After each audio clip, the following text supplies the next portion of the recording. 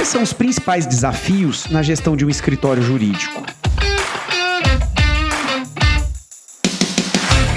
Empreender e gerir um escritório de advocacia não é uma atividade simples, independente do porte da banca. A verdade é que em cada estágio do negócio jurídico, os desafios mudam, mas eles sempre vão existir. E estar preparado para lidar com as adversidades que surgem é o que pode mudar o curso de evolução de uma banca. Nesse quesito, como você se sente? Eu sou o Leandro Ramos e esse é o Juridicast, o seu podcast de marketing jurídico. Para falarmos sobre os desafios e oportunidades na gestão de um escritório de advocacia, tenho o prazer de receber mais uma vez no Juridicast a Luciane Rodigero, que é sócia do LRS Consulting e autora do livro Gestão Financeira e Estratégica para Escritórios de Advocacia. Luciane, que honra tê-la mais uma vez aqui no Juridicast. Olá, Leandro, tudo bem? É um prazer enorme participar do Juridicast. Muito obrigada pelo convite. Eu estou muito feliz de estar aqui novamente. Que bom. E, Luciane, para começarmos falando de gestão, como que os sócios podem colaborar de forma eficaz na definição de objetivos estratégicos para o escritório? Bom, Leandro, em primeiro lugar, eu acho que é importante a gente definir o que é estratégia. Tá bem? Estratégia é o plano de ação para alcançar metas e objetivos de uma organização. E aí, dito isso, acho que cabe aos sócios, obviamente, tem o envolvimento do gestor financeiro, gestor de RH, de marketing, de TI, mas cabe aos sócios a definição do planejamento estratégico da banca. Por quê? Para ver como é e o que fazer e como chegar lá. Como eles são os donos do negócio, eles que devem sentar com o time para pensar no futuro do escritório, o que eles vão fazer a partir de hoje, o que eles vão fazer para construir essa estratégia e estruturar o planejamento que eles pretendem. Por quê? Porque são os sócios que vão definir como vai ser a condução do escritório, qual é a visão deles de curto prazo, de médio e longo prazo. Eles vão analisar e considerar o ambiente interno e externo. E para isso, para fazer esse diagnóstico do escritório, ele tem que traçar esses objetivos de crescimento, ele tem que criar as estratégias que vão levar eles a alcançar esse objetivo como escritório. E uma coisa que é importante também salientar é que quando a gente pensa no planejamento estratégico, nos objetivos que a gente quer para o escritório, às vezes a gente vai precisar fazer algum tipo de revisão, então revisões periódicas, às vezes algum tipo de mudança de plano ou de métodos durante o andamento, né, dessa estratégia. E não é um erro isso é uma questão de ajustes mesmo. Por quê? Porque às vezes você tem um plano para o escritório, você tem uma necessidade, então você planeja que seu escritório, mas ele é pequeno, aí daqui a pouco você está planejando para ele se tornar um médio. A diferença do médio para o pequeno tem outras nuances, e aí seu escritório você quer ser um escritório grande, também tem outras nuances. Então, fazer esse planejamento estratégico e acompanhar, ele é super importante, e também pensar nesses ajustes que precisam ser feitos. Interessante. E no meio dessa discussão, Luciane, qual que é a importância prática de definir claramente a missão, visão e valores de um escritório de advocacia? Leandro, você pontuou muito bem. Por quê? Porque não é só a gente se debruçar para fazer o planejamento estratégico. Ele tem que ter prática. Não adianta você fazer um planejamento estratégico e ele ficar na gaveta. Você precisa fazer o planejamento estratégico do escritório, você precisa colocar isso num manifesto, na intranet, você tem que colocar em todos os lugares para que as pessoas vislumbrem, vejam e tenham conhecimento do que vai ser essa missão, essa visão e esses valores do escritório. Você precisa colocar, precisa estar lá no site, precisa estar em toda a parte de comunicação do escritório. Até para as pessoas entenderem mesmo, né? Como eu falei, de onde eu quero chegar, de quem o escritório é, a posição do escritório. E tem uma frase do Lewis Carroll no livro da Alice no País das Maravilhas, que o gato fala para Alice: para quem não sabe onde vai, qualquer caminho serve, nesse diálogo que eles têm no livro. Então, se a gente não determina onde a gente quer chegar, de que forma a gente vai saber como ir? E essa missão e essa visão, eles dão esse norte pra gente nos escritórios. Então, os nossos clientes, os nossos colaboradores, o mercado, todos precisam saber quem é o meu escritório, os valores que eu tenho e como eu vou fazer para construir esse futuro. Você é um especialista de marketing, você sabe muito bem disso, que precisa desse posicionamento estratégico, né? E aí, vamos passar para essa definição, por exemplo, na prática. Como que a gente pode fazer isso? Então, por exemplo, missão. O que é a missão do escritório? A missão, ela é o propósito. Por que esse escritório existe? Por que a minha banca existe? Ela existe para prestar serviços de qualidade, para defender os direitos do cliente, para ouvir o cliente e ser mais assertivos nas soluções que você apresenta para ele, para conhecer o negócio do cliente, entender do mercado desse cliente, como se você fosse um jurídico interno e estivesse lá participando do dia a dia do negócio, ser sustentável para ter uma sociedade melhor, é fazer uma advocacia pro bono, é ter diversidade e inclusão, que é um tema super importante importante hoje, veio para ficar e tem que vir para ficar mesmo, e assim por diante. E quando a gente pensa em visão é o que a gente quer ser no curto, no médio e no longo prazo. É como você vai fazer a projeção do que você quer ser. Então, por exemplo, você vai pensar em novos modelos de negócio para o futuro, que sejam mais eficientes e mais relevantes. Você quer se antever aos negócios para o futuro. Por exemplo, a área agora de inteligência artificial. Você é um escritório que trabalha com isso. A tua visão é ser o maior escritório de advocacia em X anos. Ou você quer ser o maior escritório da América Latina em tantos anos. Isso é a sua visão de curto, de médio e do longo prazo. O que você quer ser? Você quer ser o maior especialista em determinada área do direito? É assim que seu escritório quer ser conhecido e percebido? E os valores é uma questão inegociável, né? Os teus valores, eles não mudam. É a ética que você quer para o teu escritório, é a transparência, é o respeito. São os valores. E independente da missão que você vai ter e da visão que você vai ter, os teus valores, eles não mudam. É como você vai conduzir o teu escritório, como ele vai ser, realmente é inegociável. E a missão e a visão, elas podem ser revistas também com o tempo, né? Como eu disse anteriormente, você pode fazer ajustes, né? Eu cheguei naquele patamar que eu queria ser reconhecido. Puxa, qual que vai ser agora a minha missão? O que eu vou mudar? Então, às vezes, essas questões, elas também podem ser revistas e alinhadas. Você não vai fazer isso todo ano, obviamente, mas é uma questão que você pode revisitar, como, por exemplo, você pensou numa missão para o escritório e aí veio a pandemia e aí o teu planejamento de abrir aquele escritório não fazia mais sentido naquele período da pandemia. Muda tudo, né? Muda toda a tua visão do que vai acontecer e da missão. Você vai ter que ter um prazo maior ou mudar de curso. Uma questão de regulação. A gente está tendo agora essa parte de política tributária que está sendo discutida no Congresso. A gente não sabe o que vai acontecer com os escritórios de advocacia. Então, a própria pandemia, guerra, ambiente macroeconômico. Então, essas questões que são muito vultuosas, elas podem sim fazer a gente, de alguma forma, repensar, analisar, ajustar a nossa missão e a nossa visão aí de negócio. Legal. E Luciana, quando a gente fala em planejamento, existem várias ferramentas para se fazer um planejamento de uma empresa, inclusive de um escritório. E uma delas, né, bem comum, é a matriz SWOT, né? Então, nesse contexto, como que os escritórios podem realizar uma análise SWOT de maneira eficaz e usar os resultados para orientar a estratégia de curto, médio e longo prazo? Você citou, Leandro, uma das mais importantes ferramentas para desenvolvimento de planejamento estratégico. Tá. Por quê? Porque você identifica o seu escritório, você desnuda, você desdobra, né? Você sente, você olha não só para fora, né? Mas principalmente quando você olha para dentro do teu escritório, você vai fazer anotação, você vai se debruçar sobre o escritório que você tem. É uma ferramenta fundamental para esse tipo de desenvolvimento, né? Com ela a gente analisa o ambiente interno do escritório, vê quais são os nossos pontos fortes, os nossos pontos fracos, o que a gente precisa trabalhar para que esse ponto forte se sobressaia, para que esse ponto fraco ele seja mitigado no que for possível. E essa análise externa, né? A gente está falando de pontos fortes, pontos fracos, que é uma análise interna, e ameaças e oportunidades que são questões externas ao escritório. E discutir tudo isso, né? Então, o que pode influenciar positiva ou negativamente no atingimento do meu objetivo. Então, essa matriz SWOT realmente ela é uma das questões, assim, das ferramentas mais bacanas para a gente ver, e a gente pode usar para várias coisas. A gente, obviamente, aqui está falando do escritório, mas você pode fazer isso na sua equipe, você pode fazer isso pessoalmente. Então,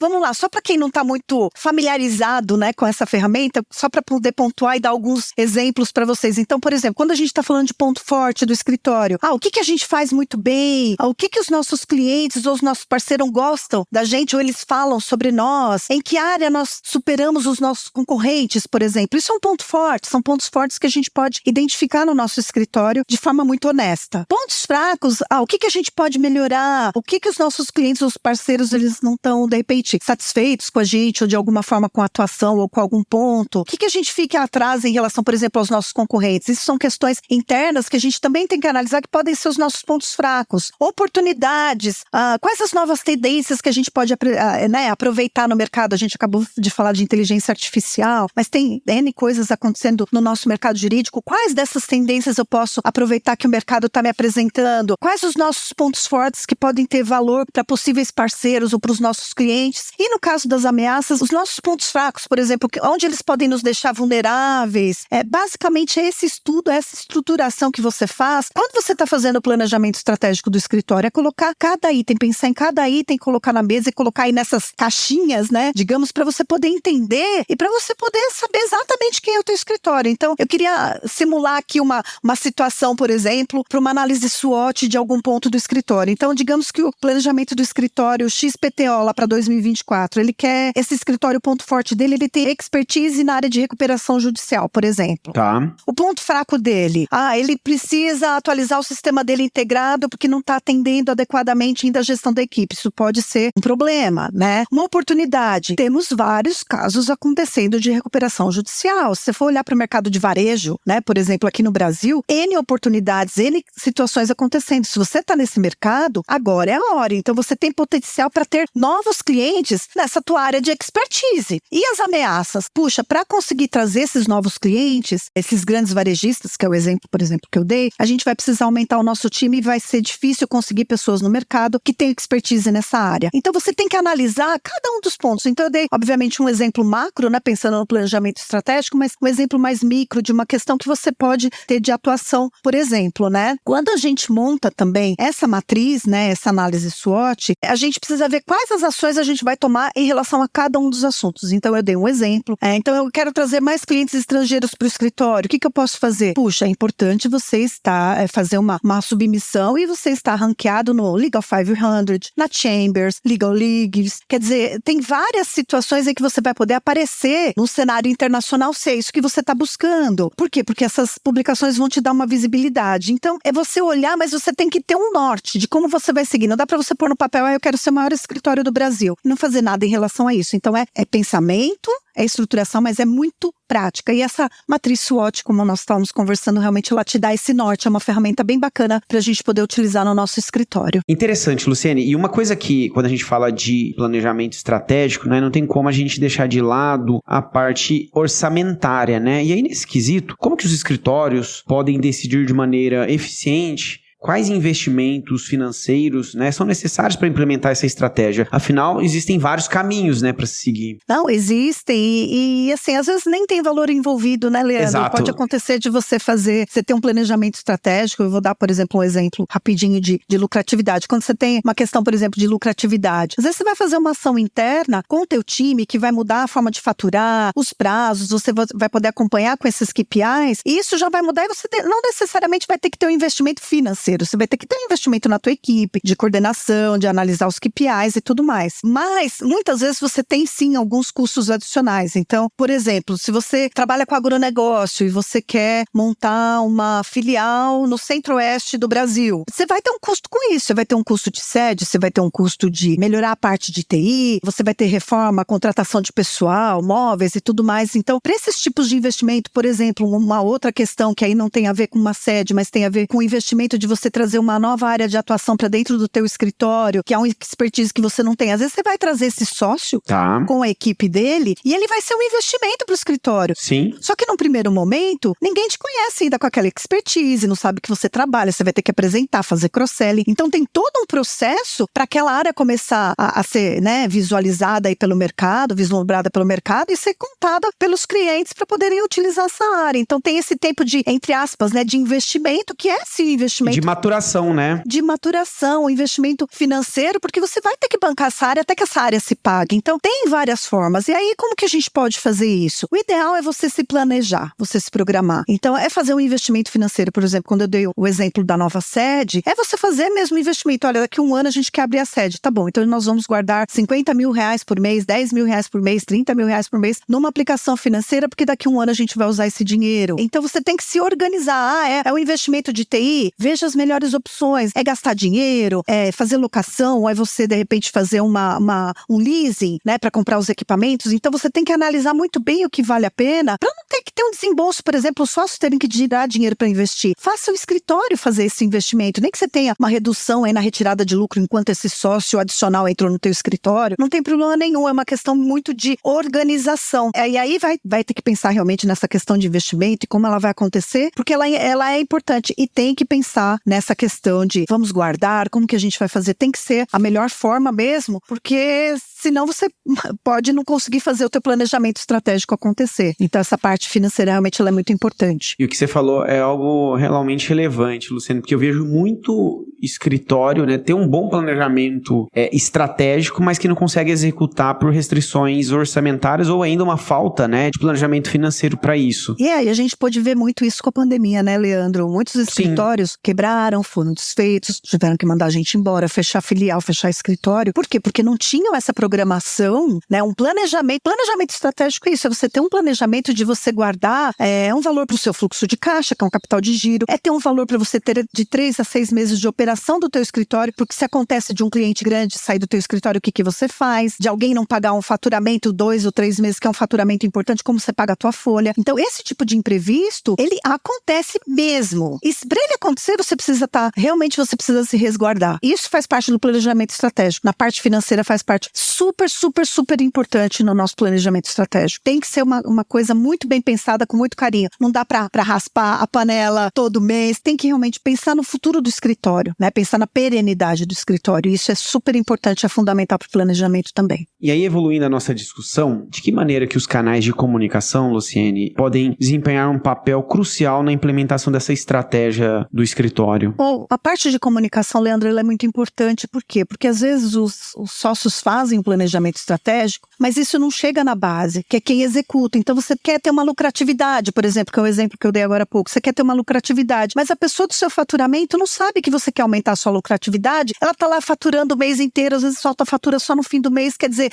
não tem um planejamento que chegue na base do escritório, né? Para que mude, por exemplo, o prazo de vencimento das faturas, para que não fique adiantando guia para os clientes. Quer dizer, tem toda uma parte que começa lá embaixo no operacional e vai subindo e vai crescendo, e você vai acompanhando isso com os KPIs, por exemplo, com reuniões de equipe, e que precisa sim chegar. As pessoas precisam saber onde você vai. Tudo bem, de repente você tem uma questão no teu planejamento estratégico que a gente quer trazer um novo sócio, mas a gente não pode comunicar ainda para o mercado e tudo mais. Às vezes tem questões que são confidenciais, mas o que vai impulsionar o teu escritório, essas questões, isso tem que ser dito, porque senão as pessoas não vão conseguir participar, elas não sabem para onde elas vão. Se elas não sabem para onde elas vão estar perdidas. Então, o sócio precisa comunicar. E como que você faz isso? Pela intranet, reunião de equipe, através de reunião de fim de ano, o que a gente pensa para o ano que vem? Você traz um norte do que vai ser definido para 2024, por exemplo, no nosso caso agora. Qual que vai ser o nosso orçamento? O que a gente está buscando? O que a gente quer cortar de despesas? O que a gente quer ir atrás de receita? Então, o time ele tem que ter uma ideia, ele não precisa saber no nível super detalhado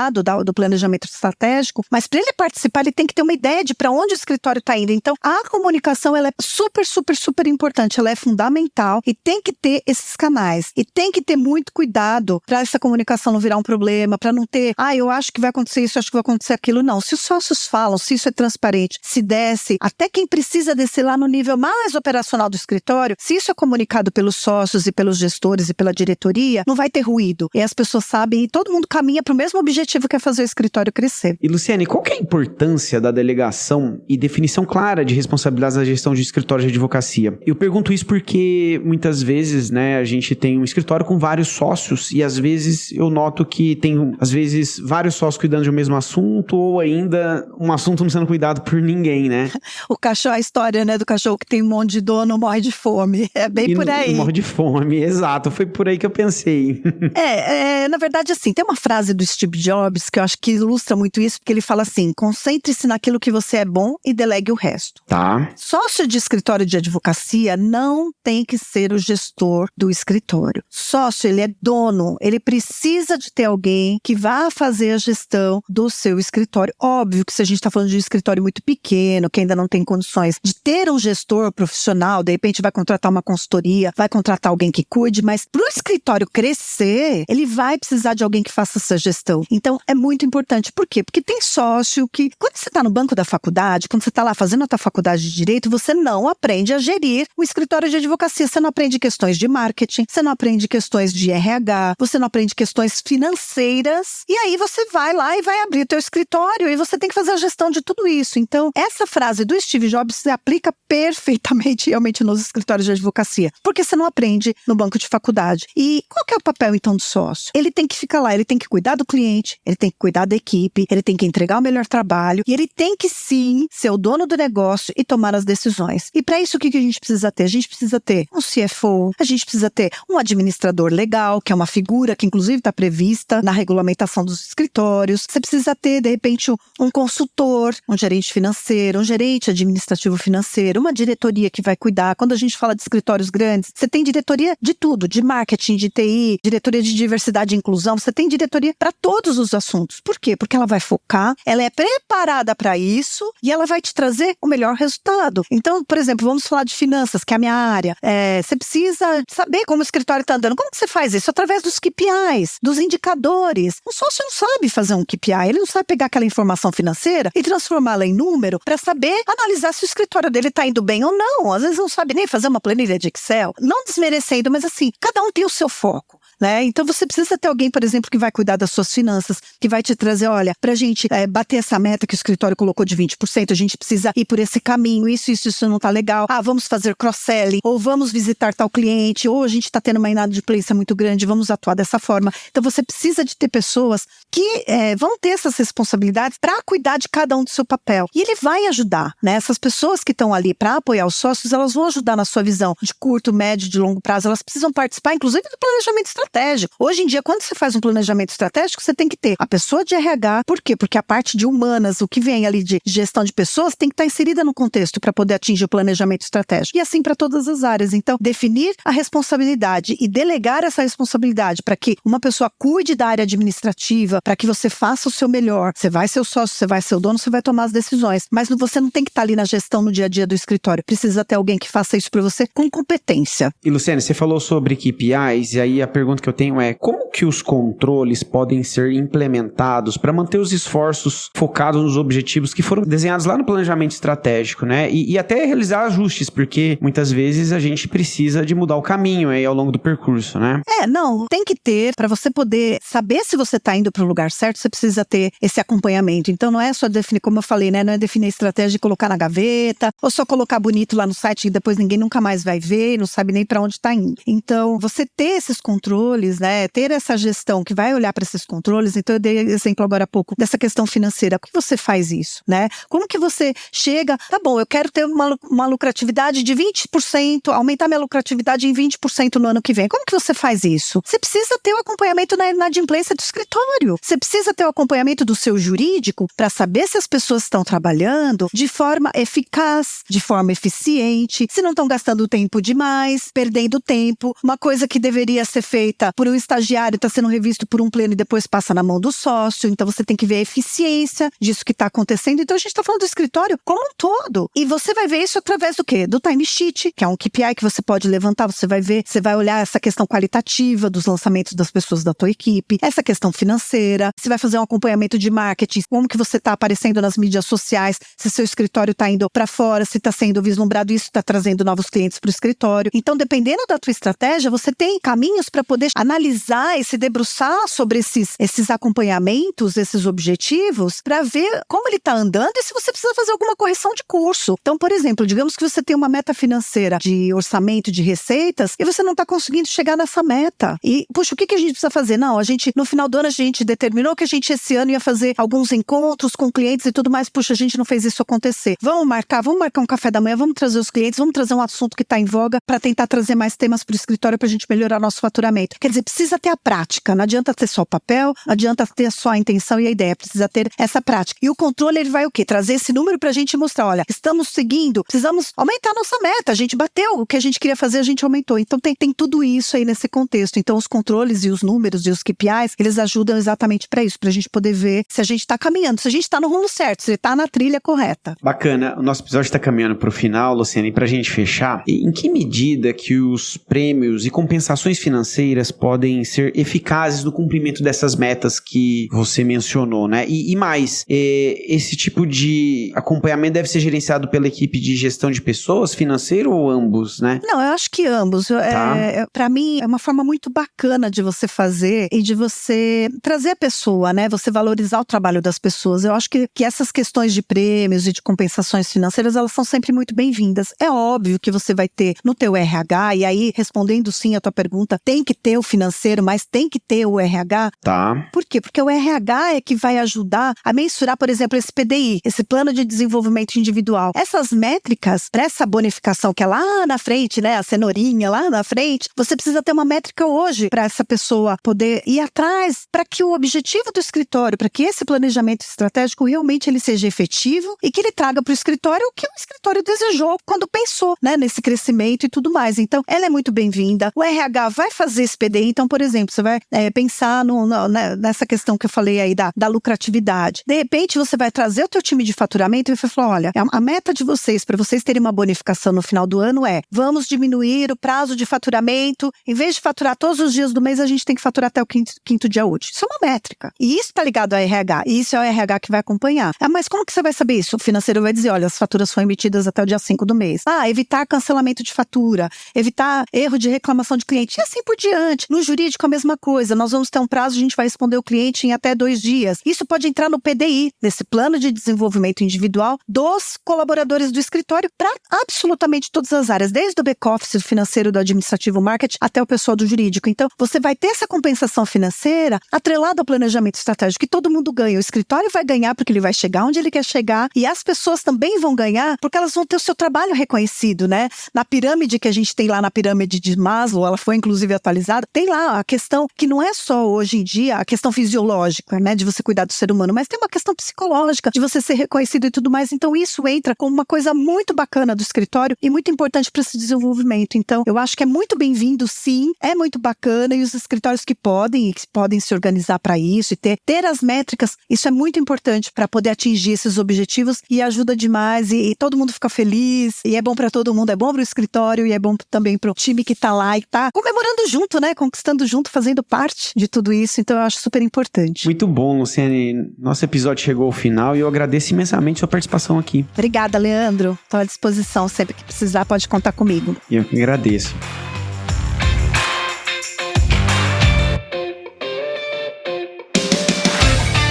E se você gostou desse episódio, não esqueça de avaliar a gente. E lembre-se que o Juridicast é produzido pela Agência Javali, especialista em marketing jurídico. Vejo você na próxima quarta-feira, às 7 da manhã.